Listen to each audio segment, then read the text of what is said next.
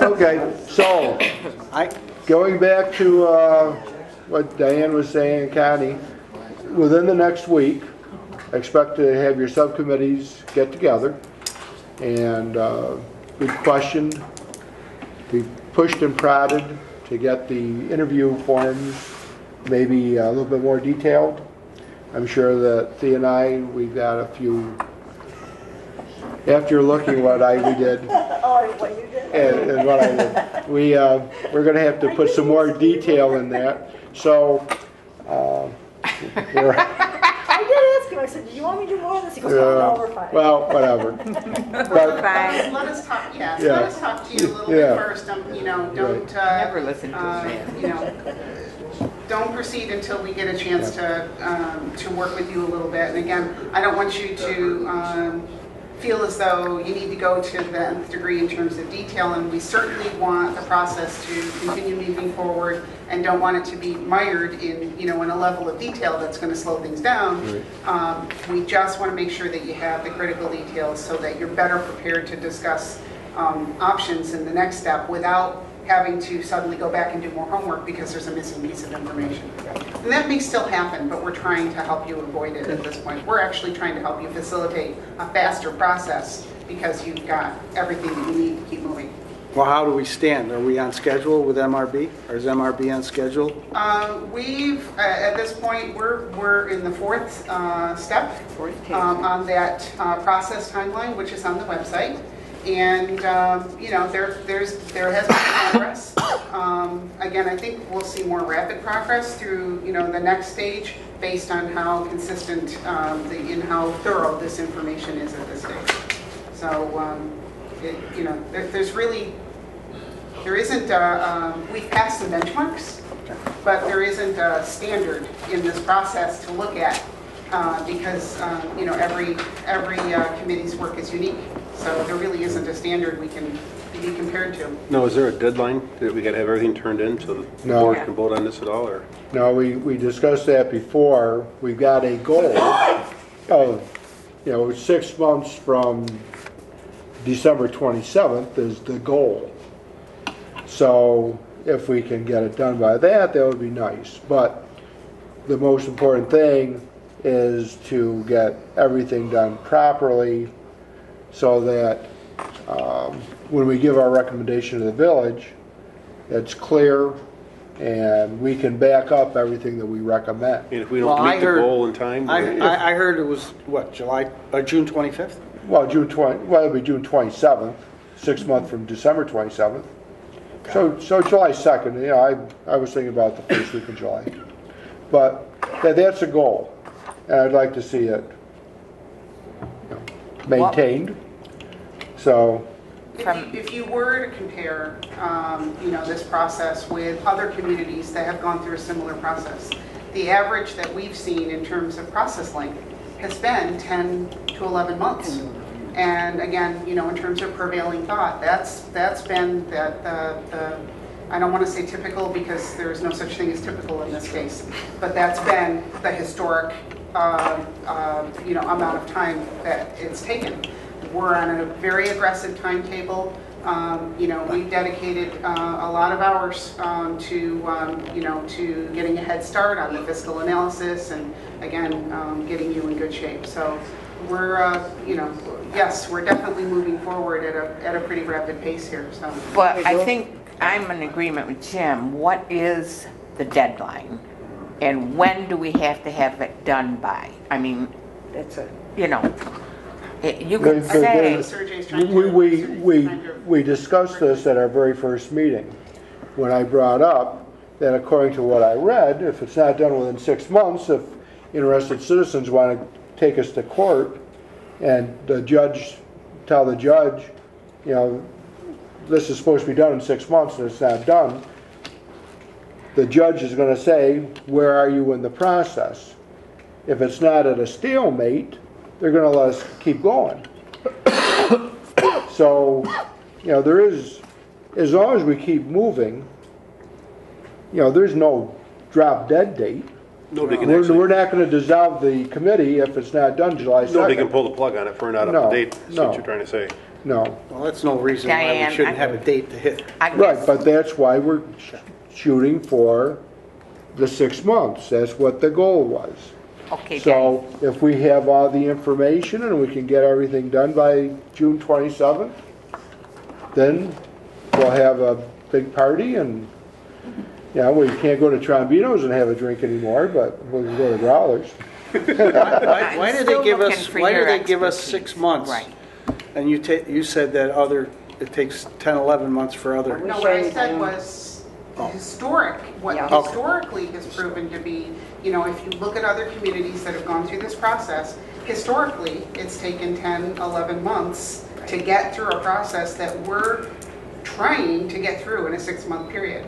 And we're trying to, you know, we as consultants are trying to make sure that you're in the best position to move through the process very quickly. We're here to support you in getting through Well, that process. the other thing is, like Seneca Falls, when they did it, it was the first time it was done. So it took 2 years to the whole process. We've got the benefit of their experience so that they know what to look for to get it done, hopefully in a expedited manner. So that's what our plan is. Actually, the bottom line is June 27th is our target date. If we're not done by June 27th, we're behind schedule. We have to keep working at it. And if we're done before June 27th, got a little downtime. Right. Behind schedule as that date is coming from the state statute. I hope that answers your question. It does partially, but let's say June 27th, we're not done. Then what's the procedure from there? Keep working. Sergey was 100% right. If someone wants to take issue with the fact that it wasn't done by the statute, the date determined by statute, then the remedy, well, I hate to use that word because it's not really a remedy. The course of action they might take is to file suit, in which case the village would appear before a judge and explain why it's not done. Okay. This was actually addressed by Wade Beltramo when he was here and someone had asked that question. And he's from the New York Conference of Mayors, and he is an attorney that has studied this issue pretty extensively. And when he came and gave a presentation to the village, somebody had asked the question. His answer was, the committee and the village have to weigh, and I'm paraphrasing, so Mayor, help me out if you remember how he worded it, but he basically said, you have to weigh the benefit of being thorough against the benefit of meeting a timeline, and it's really a determination of the committee and the village, you know, which is the priority. And he said, you know, what is the risk? The risk is somebody can file a suit, at which point his prediction was a judge is going to say, how much more time do you need? Proceed. That was his take. Yeah. And when Seneca Falls went through their dissolution, what sections of, or what departments were the ones that were basically, you know, you found the most savings? Yikes. That's a tough question That's to a tough answer. question. Well- Very different, unique situation with the landfill revenue in Seneca Falls. The cost savings, if you were to look at cost of doing business, cost of government services, I don't believe that you're going to find any type of tremendous savings. What there was a cost shift. In Seneca Falls, In you're talking Seneca about. Falls, I'm talking strictly in Seneca Falls. So what other ones have you done? That is the one that we were involved with. Okay. To answer your question, I think probably the most in that community was police protection. It really depends on, the answer to your question is, some folks who felt like sheriff's services were sufficient, when a service costs roughly a third of your budget, if the option that's being discussed is elimination of that service and therefore that expense, well, that would represent a tremendous difference in the tax rate. It really depends on what the service option is that's being discussed, what what the impact is going to be. And I know that's kind of an obvious answer, but to answer your question, in our community, the biggest potential that was being discussed, and again, I don't want to intimate that I have an opinion about, so I don't want to say potential and have it sound like, oh, I'm advocating that. But if you're talking about a service option that would eliminate a significant portion of your budget, then some people will perceive that as being a huge savings. Right. Really what it comes down to is deciding, and I think you put it perfectly just a few minutes ago, what's important to you? What are you willing to pay for? Right. And you need to look at cost of services to have those discussions. Those are tough discussions, but that's really what it's going to come down to get through this process. What are the costs of services? What's important to you? What are you going to insist on keeping? What are you willing to give up? And what happens when you combine the two organizations, and does that impact cost of services? Those are the big questions. Diane, I have a question. Just a little while ago, you said that it's in the statute that it has to be done within 180 days, the dissolution plan. Seeing that we're doing two, we're doing a dissolution plan and an alternative plan. Yeah, we should talk about that, because Okay. that's... Let me finish what I'm asking. Yeah, we're not doing two plans. It was explained in the paper last night. No, That's not, Yeah, well, let's... oh my, come on. Come on. if the statute says we got to do it in 180 days, should we, if we're going to do an alternative plan or look at an alternative plan at the same time, should we not be focused on the dissolution plan first and then finish up with the alternative plan after that's done? I have, and I'm glad you asked it that way, because one of the things that I've actually been kind of incredulous about is the use of the word alternatives and how it's being used in this discussion. When you're talking about service options, you're talking about existing services, and then the next step is going to be, well, what services do we want to keep? What are critical? What's feasible in terms of giving up? What does that mean in terms of delivery of service overall? Those discussions are about alternatives to what is currently in place. So some of those alternatives would be dependent upon dissolution. Some of those alternatives, such as we don't necessarily need brush pickup, that's not dependent upon dissolution as much as it's dependent upon, do we want this service or don't we want to pay for the service? So in some ways, a lot of the discussion about alternatives is taking place as a matter of course. So when we get to the point where you're discussing service options, you'll end up with a palette of service options, and you'll be picking what combination sounds like a reasonable plan. At that point, the homework has already been done to then say, here's the plan, and if, in the absence of dissolution, these service options are possible without dissolving the village, those are the alternatives. The homework is already done. Yeah. What the Department of State asked for in the grant breakout of costs was for alternatives to be part of the deliverable, part of the work product at the end. It doesn't mean a separate report. It means that that alternatives to dissolution is a chapter, if you will, in the report that's published, because by the time you get to that stage, you will have discussed that. For example, the Department of Public Works. If you show what it would cost if you had shared services and you combined the village and the town Department of Public Works, it's already done.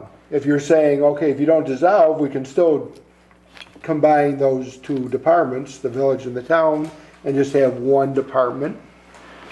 With the courts, we can say, whether you want to have the village alone or have the two town justices, even if they don't dissolve, you can still do away with the village justice per se and let the town justices take care of everything. So that's already in our plan, and if they decide not to dissolve and they want to have cost savings, they can say, we think we can save money by combining the Department of Public Works. See, I think you're clouding the whole issue there. I think, and this is my feeling. We were on this board to look and tell the taxpayer, okay, if the village dissolves, we can, we can save you this, this, and this. And that's what we're gonna do. Okay. So I don't think by saying if you dissolve, if you don't dissolve, you can do that, because I think we should just stick with the one step. Those, like you said, those things they'll be in the forthcoming. They're, this is the way we're going to save it. But I don't. I don't think it would be, and if you look at other dissolution plans, and Mary, let me just say, if you look at other communities' dissolution plans, alternatives to dissolution, we see it very consistently in the plans. Under the old law, the Department of State did require, my understanding is they required it was required in the Seneca Falls dissolution plan, but under the new law, the statute doesn't refer to it, but the Department of State's grant included it. And what was interesting was what came up in a comment at some point was, does this mean it's an option? The Department of State is saying that it's not important to include it. What's interesting about that is our take on it is it's so important that the Department of State put a separate line item in it, meaning that if it's not included in the plan, they're not going to reimburse for that portion of the grant distribution. It is, I guess it all comes down to the fact that in the new law, the plan, the statute provides for creation of a plan, and there is written in the statute recognized that taxpayers could question whether or not the plan is feasible, could initiate a second process where a vote could take place. I think the committee, by virtue of the fact that people voted for dissolution in the first place, means that taxpayers want to look at alternatives to the current level of taxation and the current delivery of services. They want to look at the alternatives, meaning they want to look at what it would mean to dissolve. The fact that the statute gives a second chance to vote, I don't think anybody in this community necessarily wants to return, including the board, wants to return to status quo. And so having alternatives to dissolution in the final report means that people have information that suggests that returning to status quo is not the alternative, is not the only alternative. Does that make sense? I understand. Well, the only reason I'm asking is that in one of the original meetings here, somebody said we're going to do a dissolution plan and an alternative plan at the same time. It's all part of the same plan. It's all part of the same plan. We're coming up, if we dissolve the village and the town's going to do everything, we're going to show item by item how much it's going to cost to keep that police department or to get rid of a police department, how much it's going to, how much of a savings there might be to have one Department of Public Works instead of two, the town highway department taking over everything. We're going to be doing that, and then what they're saying is that because we're doing that, if the voters come back and say, well, we decided we want to keep the village, there's already something set up that says we can combine these services as to make it more efficient, but still keep the village. If the goal is efficiency and lowering the tax rate, what this committee hopefully will achieve is a report that basically gives feasible and reasonable plan for dissolution, lists the alternatives. At that point, you've done everything you can do to put in front of the entire community the optimal and most efficient choices that you have in front of you. The alternatives is just merely taking the service options that have been discussed and saying, okay, this is the plan for dissolution. These are the service options that may not be dependent upon dissolution but can still be implemented. So it really is just listing shared service options. It was interesting, you mentioned court. Some communities are actually looking at combining court at this point because giving up a court means the loss of the revenue that that court generates. The Village of Seneca Falls several years ago had given up village court for a cost savings without actually analyzing the loss of revenue from giving up village court.